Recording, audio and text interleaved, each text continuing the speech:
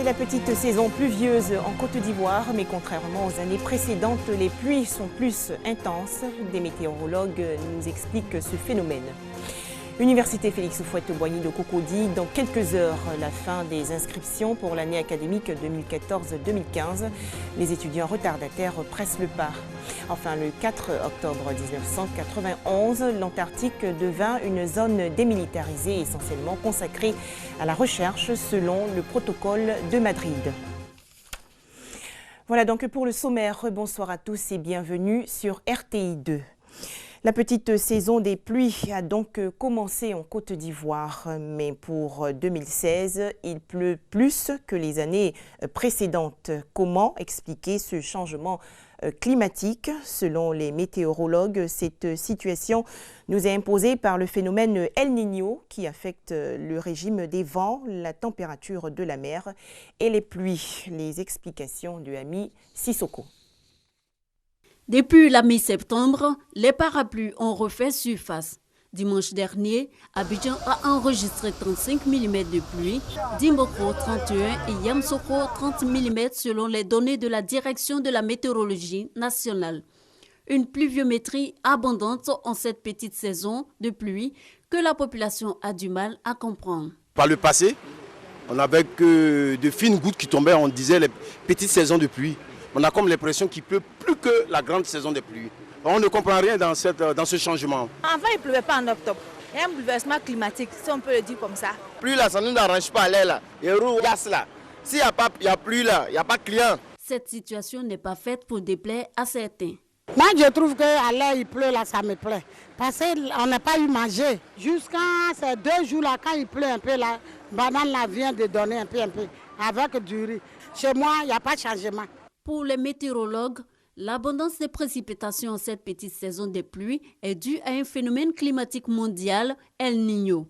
Il apparaît tous les 3 à 7 ans entre Noël et le mois d'avril sur les côtes d'Amérique du Sud. El Niño se manifeste par une augmentation anormale de la température de la surface de la mer dans les zones du Pacifique et du golfe de Guinée. Conséquence, déficit ou excédent de pluie.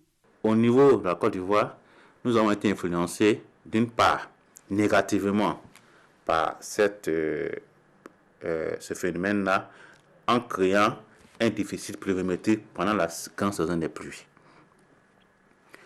Et aujourd'hui, nous constatons que ce déficit-là est en train de se rattraper dans la petite saison des pluies. Ce qui fait qu'aujourd'hui, nous avons constamment des pluies pratiquement toute une journée, un jour sur 2, il pleut. Le fait que nous nous trouvons actuellement dans une situation pluvieuse, il faut retenir que c'est une situation normale. Par le phénomène d'El Niño, nous nous trouvons dans la situation de la petite saison pluvieuse, dont les effets ont les mêmes caractéristiques que lorsqu'on se retrouve dans la grande saison des pluies. Et ce sont ces conséquences que nous subissons actuellement, notamment sur les régions littorales. Cette année, la Côte d'Ivoire connaît un déficit pluviométrique d'environ 30%. Les zones les plus touchées sont le sud, le centre et l'est. L'est connaît un déficit pluviométrique d'environ 28% de Bounaïka, Anibeleko, Bonduko, etc.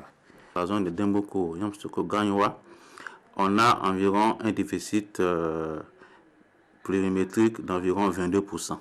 C'est-à-dire dans la zone de Adiaké, Abidjan, Sassandra, San Pedro, Tabou, nous avons connu entre mai, juin, juillet, août, un déficit pluviométrique environ 33%. En revanche, le nord-ouest et le centre-ouest ont connu un excédent pluviométrique de 24 et 28%. Les conséquences socio-économiques des déficits pluviométriques sont nombreuses.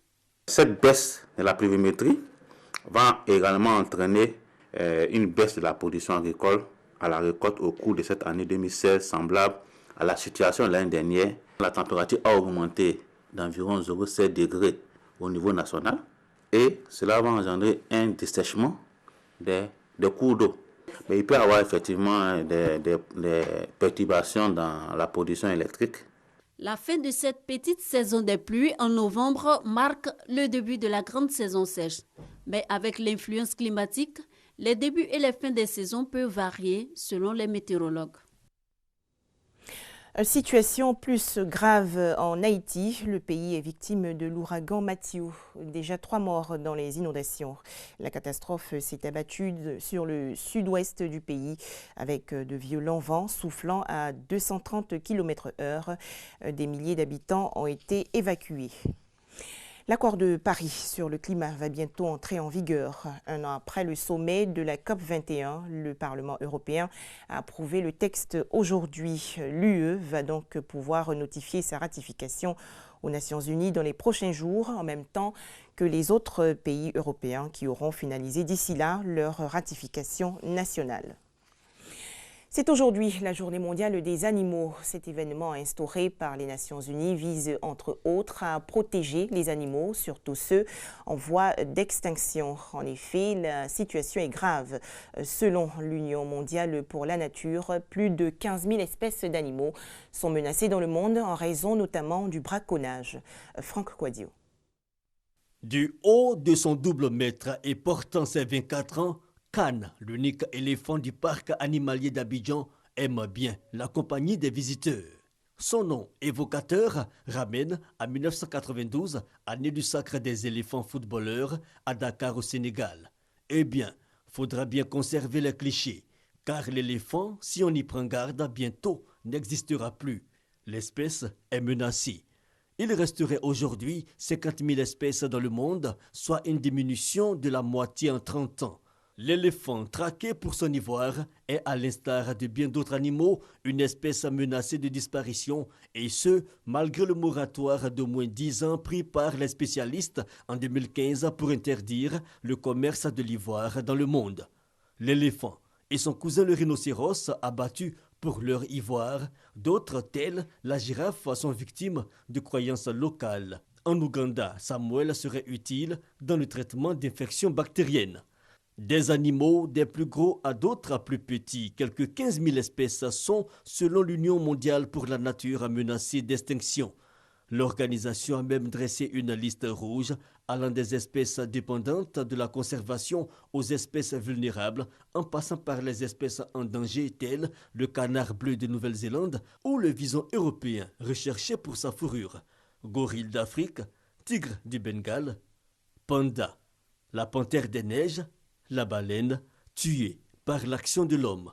Le 4 octobre a été donc choisi par les Nations Unies pour interpeller sur l'extinction de ces espèces importantes pour l'équilibre et la régénération de la faune et de la flore.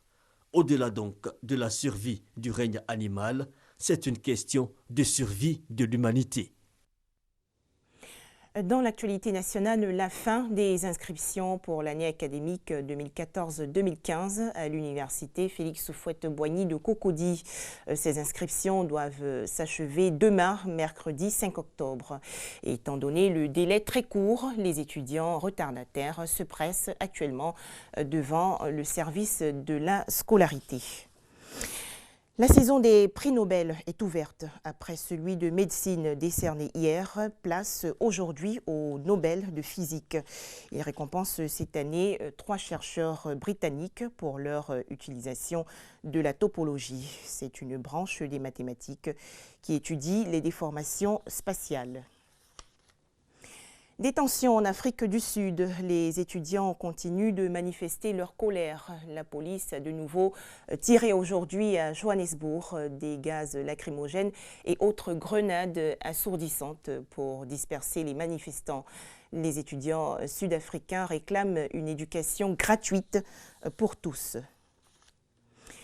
La crise en Syrie. Des combats de rue se déroulent à Alep dans le nord-ouest du pays alors que les États-Unis ont décidé de mettre un terme aux pourparlers avec la Russie sur le cessez-le-feu et cela en raison des bombardements russes.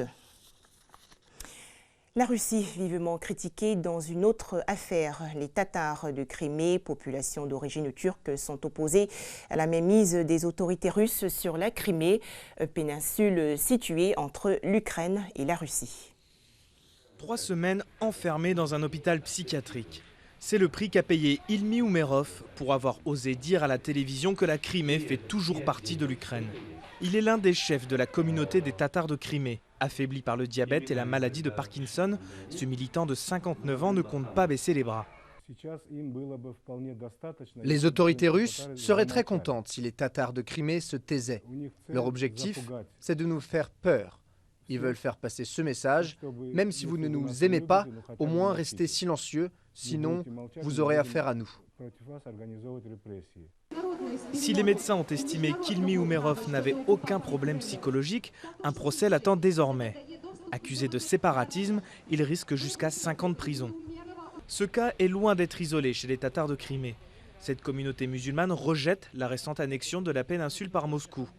En représailles, des centaines de Tatars sont régulièrement fouillés ou détenus par les autorités russes.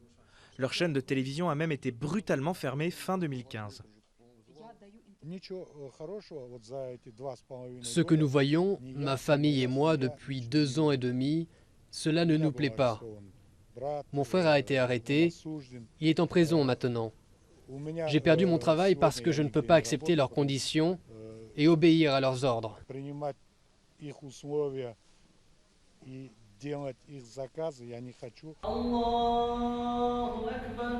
Près de 300 000 Tatars vivent en Crimée, soit environ 15% de la population de la péninsule.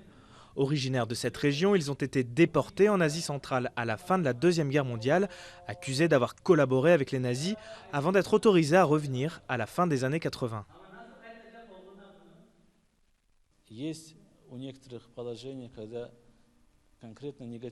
Aujourd'hui, certains Tatars de Crimée sont mécontents des Russes, de la Fédération de Russie et du gouvernement. Mais qu'est-ce que ça peut nous faire? Peu importe si on aime ou si on n'aime pas la Russie. Nous vivons dans ce pays à présent et nous sommes ici chez nous.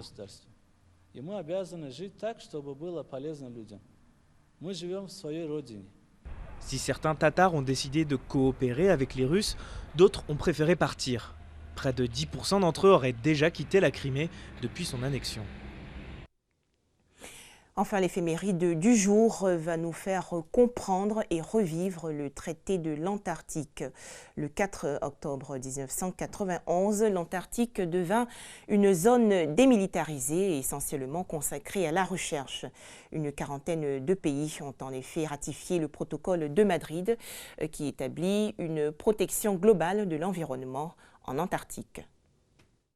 Le traité multilatéral sur l'Antarctique, entré en vigueur le 1er décembre 1959, interdit la militarisation de l'Antarctique.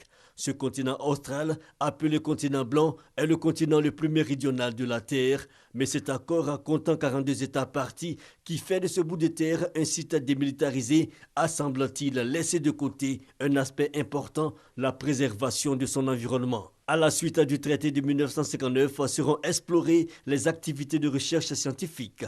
En 1991, notamment le 4 octobre, suivra donc le protocole de Madrid qui donnera à ces territoires du sud du 60e parallèle son statut particulier. Statut entré en vigueur le 14 janvier 1998. Il sera complété par 6 annexes, à savoir l'évaluation de l'impact environnemental, la conservation de la faune et de la flore, l'élimination des déchets, la prévention de la pollution marine, la protection de la couche d'ozone et la responsabilité environnementale. Que dit en outre le protocole de Madrid? Il établit une protection globale de l'environnement en Antarctique et dans sa disposition, on peut relever qu'elle est une réserve naturelle consacrée à la paix et à la science.